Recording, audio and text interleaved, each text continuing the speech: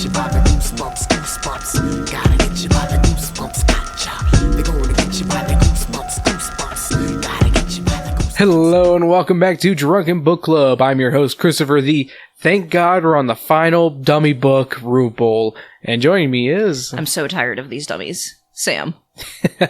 And if you didn't read the title of this episode or couldn't tell from what we were saying, we're on Night of the Living Dummy 3, aka Goosebumps number 40. And oh my god, I'm relieved. Like, the dummy books, at least in the original Goosebumps series, just play out the same. And like, once you've read one, you've pretty much read all the others. I think one is still the best done of them. Yes, I agree. I think the main characters from one, Chris and Lindy, I think's the other girl, are really good. Like, I love how big of shitheads they are. And they play for me, it makes sense why they're playing tricks on each other in that one versus this one where they're just like, haha, I swear we're not going to play tricks. And then the cousin's the one playing all the tricks. And it's like, oh, this wasn't fucking obvious. Yeah, I'm like, it's one of those, like, especially when you learn the premise of the whole, like, you won't go to summer camp if you play tricks on your cousin. Yeah. Both of them have the motive to not play tricks. Yes. So why would either of them play tricks? And I hate that she's all like, why would he try to do this? And it's like, because he's getting back at us. Yeah, I'm like, Zane has the fucking motive. Like, Zane has so much fucking motive. And you know what's a big problem with this Night of the Living Dummy? If you didn't read the previous two, you'd be like surprised all of a sudden that the dummies are actually alive. Because it doesn't make any fucking sense throughout the whole book that, like, finally they're actually alive. Because it has that problem that on chapter 2, they read the words. But we'd have no suspicion ever that it's really the dummies doing it. It's always, no, it's Zane, or no, it's the little brother, or no, it's the main character. Yeah. And I found that when Slappy actually came to life in this one, it was almost like, oh, gotta check the box. Slappy's alive now for some fucking reason. I mean, we know why, because they read the words. But it felt so out of nowhere and out of left field. Yeah, it just was like, oh, okay, this is happening. And you know what's another huge problem with this book is? There's a specific scene in this book that proves that the dummies are alive to the parents, but they won't listen to fucking reason on this one. Do you know which scene I'm talking about? I'm trying to remember which one. It is the part where they're having the dinner party. Oh yeah, and it gets fucking wrecked and like... And the quote-unquote... Like, I personally think that Zane didn't make it down there in time to destroy the whole thing, you know, the whole dinner area, and be able to set up the dummies with wine glasses in their hands. Yeah. Fucking hilarious moment. Yeah, I was gonna say, that was kind of great. That was great. I was like, fucking Slappy. But, like, it's just so... It's so obviously the fucking dummies at that point. And at that point, you can even be like, I know it's not the kids. Yeah. Because the kids were upstairs. Yeah, they're upstairs the longest. Had an airtight alibi for that. Yeah. So... Yeah, I know. This one just doesn't add up that well, and it really reeks of just tired tropes and just bullshit. Yeah. I was gonna say, like, one of the tropes is, like, the parents not believing them. That's a whole staple of Goosebumps. Yeah. The problem is, like, Dad is just kind of a dick. Oh my god, Dad is mean in this book. Yeah, I'm like, does Dad beat them off of the page? No, I think Dad is autistic, and that's why he's angry so much. Because things aren't the way they're supposed to be. You touched my stuff. Yeah, and what's it called? I mean, who plays with that many dummies besides an autistic person? Yeah, you have a point. You tell me, Sam. You have a point. Look, I'm still waiting for my official assessment. I say that's not till July. Yeah. They're going to round you up and put you in the autism camp. And it's not the fun type of camp. Like they want to go to. You'll see the dad there. See, all I can think of is, like, what they do with the thing is, like, they just purposely mess up orders of stuff. Yeah. And just watch us slowly lose our minds as, like... Because people always confuse it with, like, OCD of, like, everything's got to be in order, but it's like, no.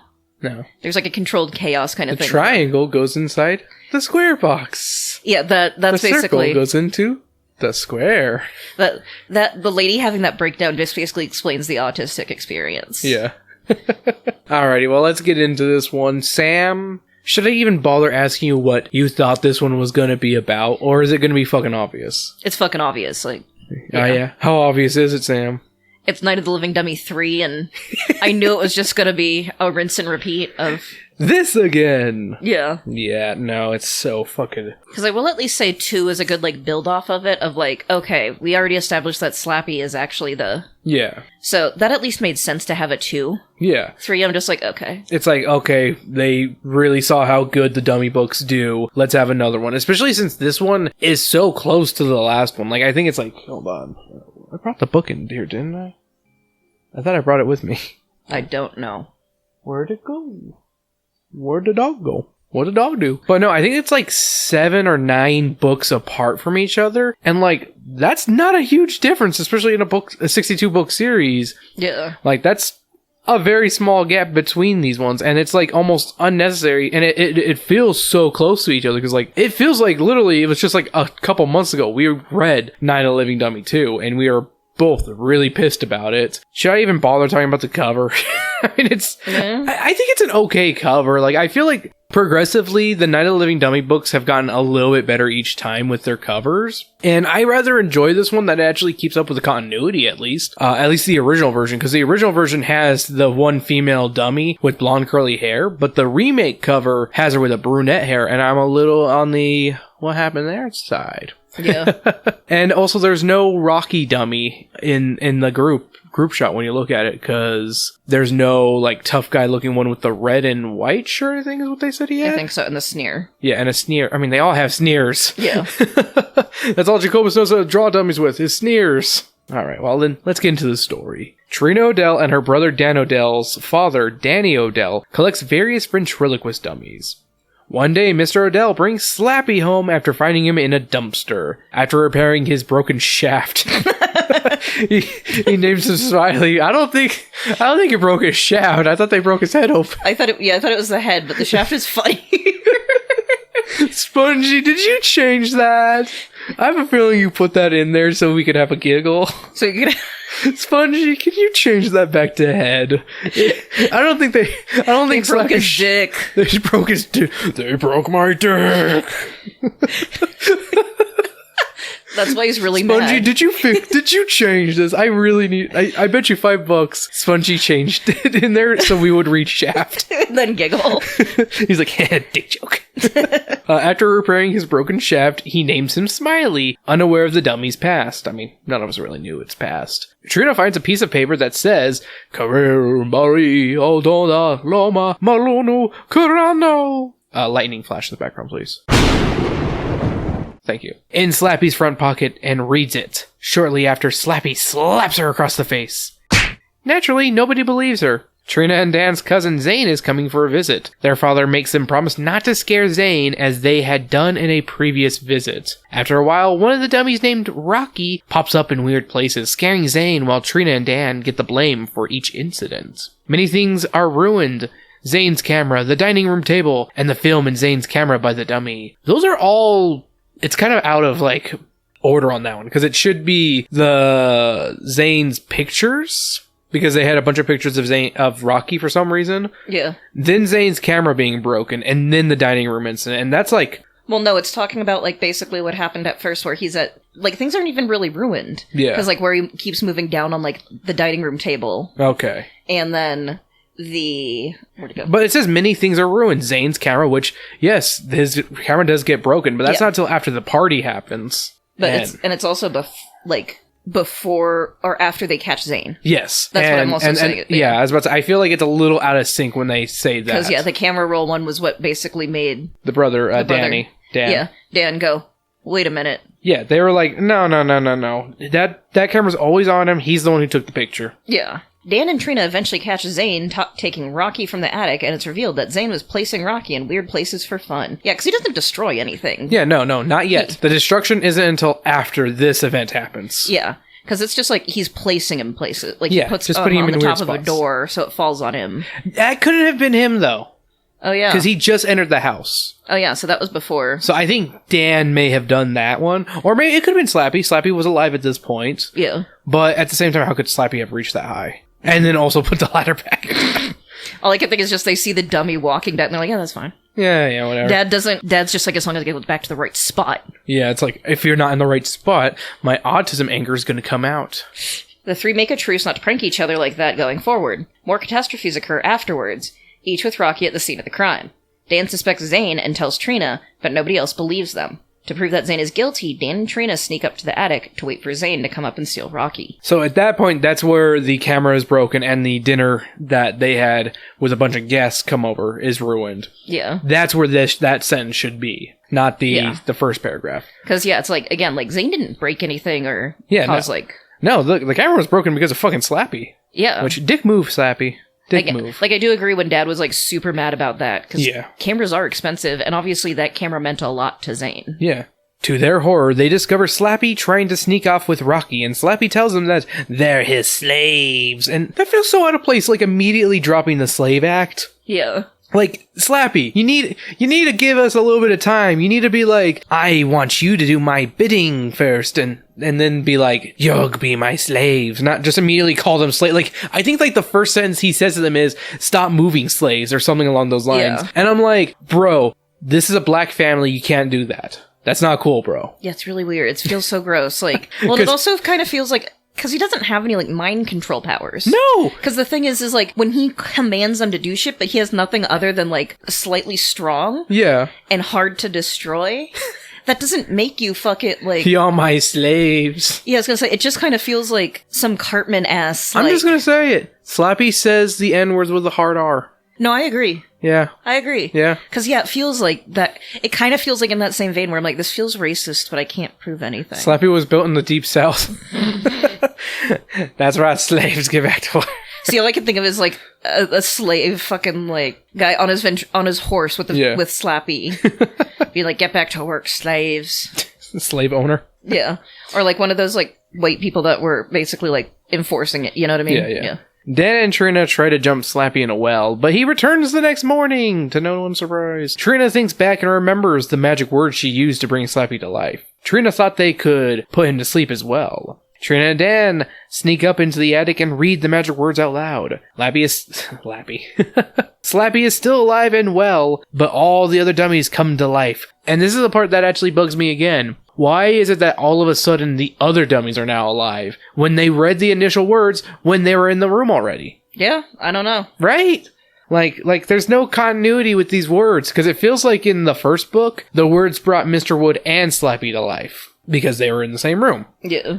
But now it's like, whatever. Now that they initially heard it the first time, but they just didn't fucking care. Like, no, we're fine. Yeah. They're like, we could cause problems, but we have a sweet gig here, so why fuck Yeah, why fuck up? Why the fuck That's my thought, is like the dummies were like, nah, this family's been good to us, we're just gonna hang out. Yeah. They all huddle around Slappy as he lets out a scream. It is then described that the dummies pulled and tugged him. And Slappy has not been killed. They pulled his shaft. They broke his shaft. They broke my shaft. I wanted to think they, like, tied him in a knot kind of thing. Right. I mean, that's what the kids did earlier, but he got out, clearly. True. I also think of, like, the, They made him into a basketball, like in Space Jam. Forgot what I was gonna say, but yes. Afterward, all the dummies fall down lifeless, just as Zane walks into the attic. Zane spots Dan and Trina in the attic with the dummies lying around and rats them out to their father. The next day, Zane leaves to go back home with his father. After being asked to give Zane a dummy, Trina gives Zane Slappy as a parting gift as payback for getting her and Dan grounded. Trina watches Zane get into the car and sees the dummy wink at her. I think, I will admit, I do like the ending to this one. It feels the most... It feels like the best ending of all the Night of the Living Dummy books. Well, no, I like the first one's ending a lot, where Slappy is actually alive and being like, oh, good, we got rid of the other guy. Yeah. And I do like the second one where it's the destruction of Slappy, but this third one has a really good... Oh, technically the second one also had another dummy come to life. Yeah? Like, what? It's inconsistent with these fucking rules. I hate them. I hate the fucking dummy rules. Yeah, I don't get the dummy rules, and it's just, it just didn't feel, I was just kind of like, after a while, like, I know attention. we're complaining about a book series from the 90s for kids, for little kids, but there's got to be some consistency, right? My thing is like, we've read we've read better Goosebumps. We've read a lot of better Goosebumps. Like, The Haunted Mask has a better... Yeah, even that one has better continuity with the whole mask situations. Yeah. How, like, why one won't come off of the other one, you know? Yeah. And stuff like that. It has at least a contained world within itself. But whatever. And, like, there's other book series that will understand. It gives its readers enough credit to be like, there is a world. Yeah. And there are consistencies. No, these are dumb kids' books. These are books that are supposed to smell like a fart in the library. These are for the kids that go, I'm too cool to read. I'm too cool to read. Let me read this one with a cool skeleton on the cover. Yeah. Spooky. But yeah, that's my thought is, like, as you say that, I'm like, on one hand, I get it, because, yeah, like, part of it is we are not the target audience, but it's also, like, it's not too much to ask to have consistency within a children's story. Yeah, consistency and actual, like... I know Animorphs is for slightly older, but it's still I would say it's about the same age group, because they're not that much longer. Applegate's able to keep a consistent fucking, like, yeah, world I was about to say, building. her and her husband who wrote them, yeah. Yeah. And then, when they got ghostwriters... Hey, they still at least were able to keep it consistent, yeah, for the most part. So... Alright, Sam, do you have any notes? Because I actually have a lot of notes on this book. I didn't, because after a while, I was just like, I just need to get through this. And a lot of it was, God damn it, this again. Yeah, I mean, that's a lot of my notes. But there is one pop culture reference if I don't include, like, the piano stuff. Because they mention Chopin and stuff like that. Chopin and some other stuff yeah, like that. and I'm like, that's not really pop culture. That's just... I was gonna say, it was like, my only problem is some of the stuff that, like, I will play this song if I'm angry. Yeah. I'm like, who plays... bitch, you were 12. What song are you playing? When I was a young girl. Because I'm like, I remember when I played when I was 12. Yeah. Da da da da da da da da. Or maybe do some, like, we got to, like, some chords, but it was baby's first chords. It was nothing fancy. Well, she played chopsticks, Sam. So, there you go. But NBA Jams is mentioned. And I had to look it up. If there was... I know of the game NBA Jam. I own it. I think I actually have multiple copies of NBA Jam. Yeah. There was never a game called NBA Jams RL. Come on. Look, a reason for the family to have dummies besides them wanting to have some kind of talent or some bullshit. This book has some continuity as Slappy looks as shitty in the beginning as he did in the end of the last book. Good job, RL. Chapter 2, and we already have a living dummy, a new record. Oh dang! Dan is saving up for a Sega Saturn or a PlayStation, but RL doesn't know what those are, so he just says a 32-bit system. The fuck you mean nails stick up from the floor? Fix that shit, Mom and Dad. Yeah, I remember, like, you say that, and I'm like, oh yeah, I remember hearing that. And it was such like, it was such like a nonchalant thing. I might get tetanus, teehee. Yeah. I'm like, no, there's some stuff where I could get if the floorboards still creak, or like... Yeah. It's not perfect. I was thinking a splinter maybe because of Yeah. the finishing, Yeah. but no nails. I'm like, Yeah. It's like, I mean, it's not something too uncommon. If they had ripped off the carpet or something. but still fix the nails. Yeah, fix that shit. Fix the Don't go fucking nails. fucking camping. Fix the fucking nail shit first. Yeah, My god, this is fucking Night of the Living Dummy again. Can we just not do gaslighting? Is that too much to ask for?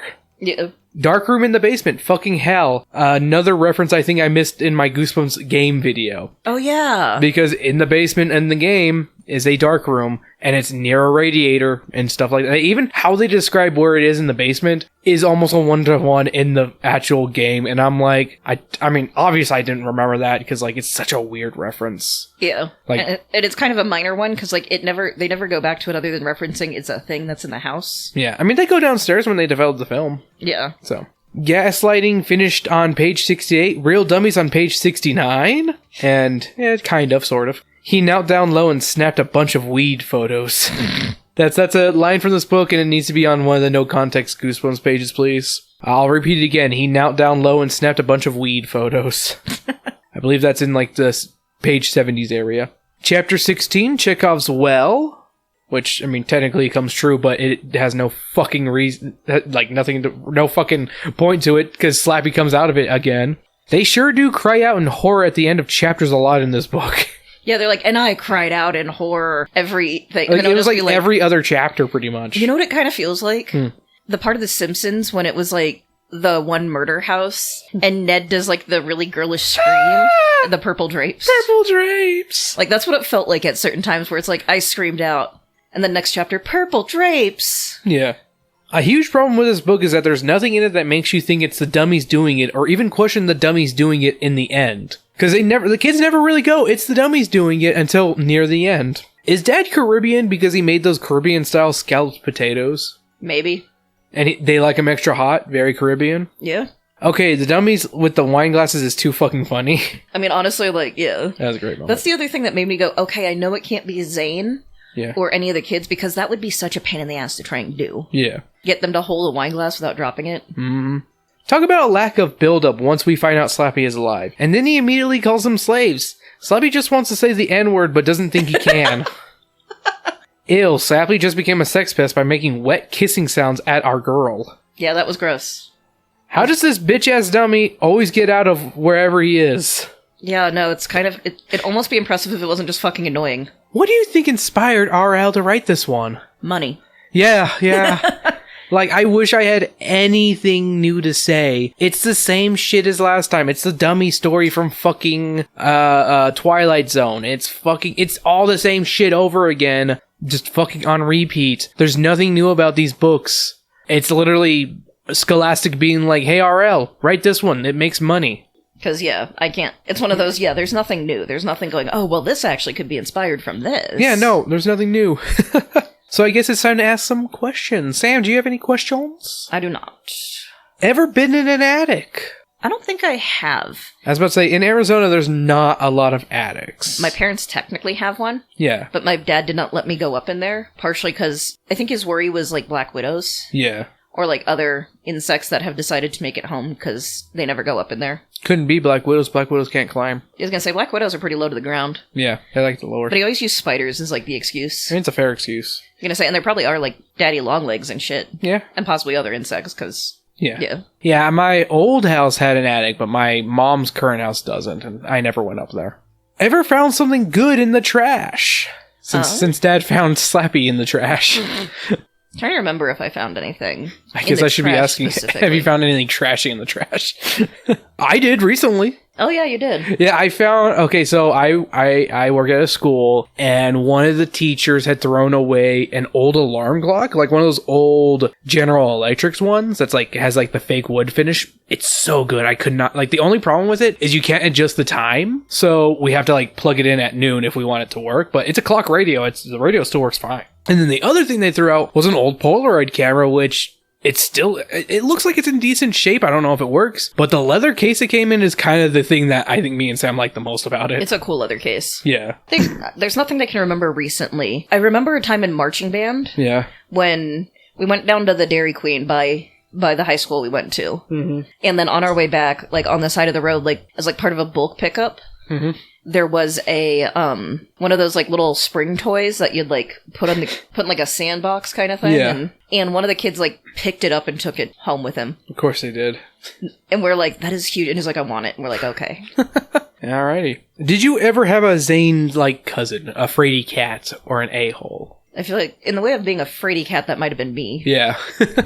I don't think the tattletale. I don't think I was an a-hole. Because Zane's an asshole. Yeah, Zane's an asshole, not just... Like, I think he has good reason to be an asshole, though, because, I mean, they fucked with him the last time they were there. That fucking freaked him out so bad. Yeah, but I don't think I have a cousin that's... Like, I can't think like a fraidy cat. It's also the fun of...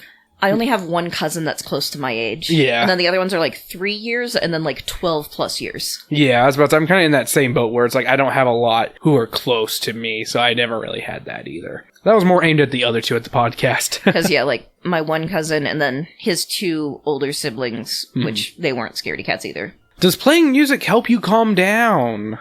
Like little Trina does? Not really.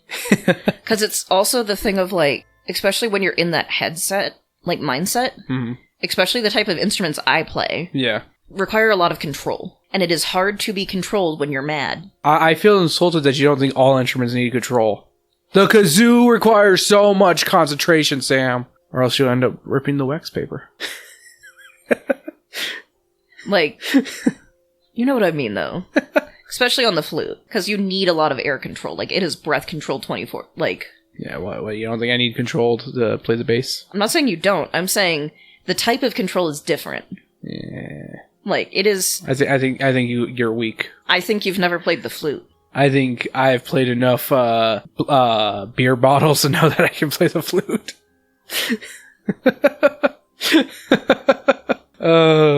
Sam looks like they're gonna go chopin on me. They're gonna break my shaft. They're gonna break your shaft. Spongy, if you didn't change that, I need to know who did, because that shaft is too funny. But no, I'm kind of in the same boat of, like, I don't really feel like playing music really calms me down. That and also, like, when you mess up, then you just get more mad. Yeah. Did you ever do anything to calm yourself at night after being frightened? You know, after, like, either a nightmare or being scared in general? Or have, like, a routine? Because I used to snuggle up with, what's it called? One of my stuffed animals when I was little. Oh, that's nice. Yeah. I don't remember anything. No? It's not to say I didn't, I just don't remember. So, no, you didn't have a good childhood. And look how you sit. Someone who didn't have a good childhood doesn't sit like that. Thoughts on candid photography? It depends. I don't care for it personally. I think I like the living in the moment style of it, but if you're gonna be like what Zane was doing of like candid photo and like blind people with flash and shit, yeah, no, I don't fuck like that. No, because I have one cousin that does like more of that kind of living in the moment candid stuff. Yeah. That she does really well of like, we've had her take photos at like weddings and stuff where it just kind of captures that like joy and stuff that doesn't feel staged. Mm-hmm. And that can be done really well. Yes. But yeah, to just be like, candid photo. Yeah. Yeah. And it's again also an ethical thing of like, do I want to have my photo taken at random points? Yeah. Like, yeah. It's fair. Yeah. Candid photography has its place, but not by everybody. Yeah. And also, yeah, by consent and time and place. Have you ever developed photos before? I have not. Really? So, I don't have a darkroom at my house. Well, duh. And, like, by the time I got into photography, my dad had already started switching to digital for the most part. Okay. So, even if I did do anything, edit everything on, like, Photoshop. Yeah. Not.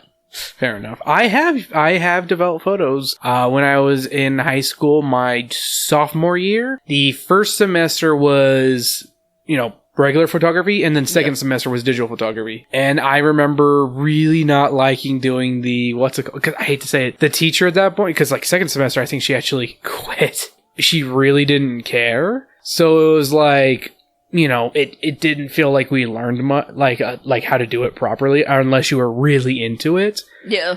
Which really sucked. So like, I would always end up with a lot of photos with like a little bit of, the spots on it and stuff from the light. And I think the other thing with my dad is a lot of times he wouldn't, especially like for family stuff, he wouldn't want to develop it himself. Yeah, that's fair. He would just take it to like Walgreens. Yeah. Or wherever. That's fair, because it is honestly a skill that you need to have and do consistently, or else you're going to fuck up. And I'll bet you he still has the skill for it. Yeah. Or at least like back when we had film cameras. Yeah. But it was also like having to make sure that the door, the time, the place, and the chemicals. Yes. And I bet you we could not have a dark room in my house, even if we had the room, because my mom, with how her lungs are, and those chemicals, no. They're not that strong.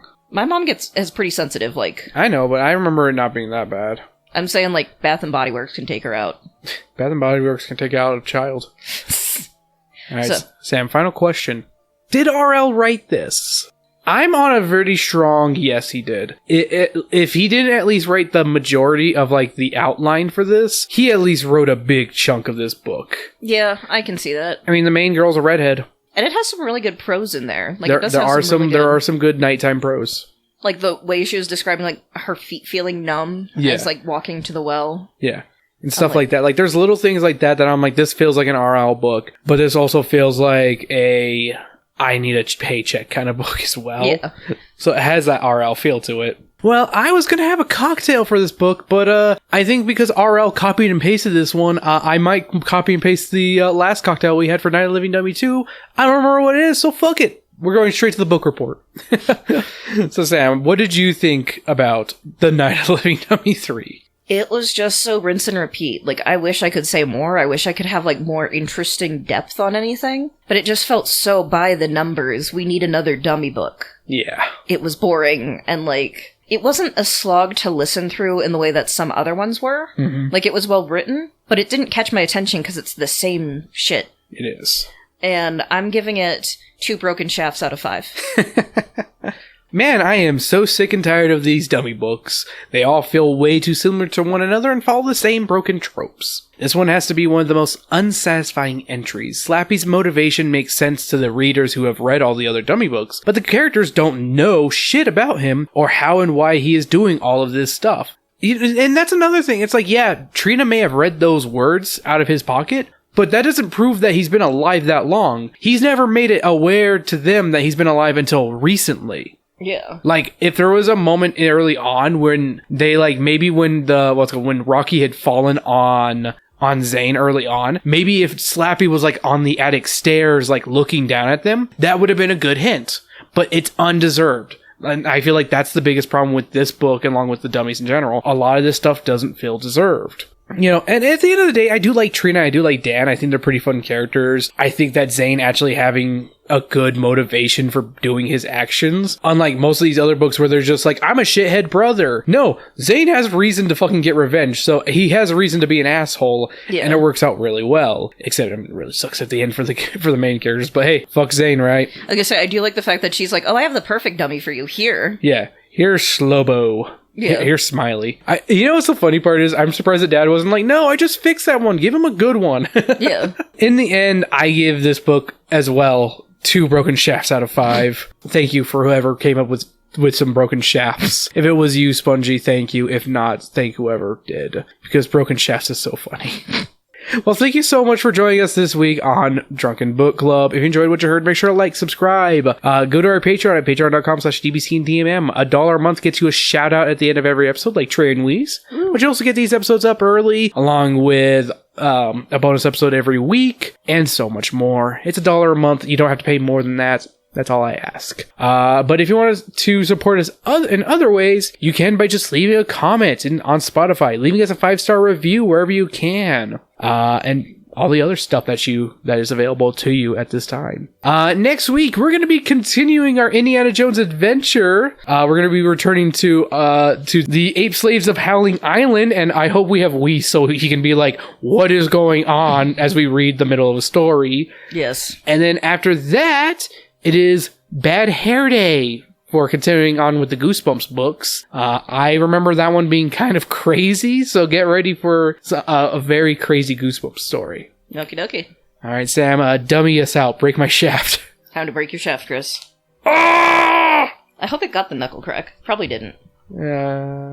Maybe. A chunk of wood, that's me. The dummy on your knee. I roll my eyes every time you speak.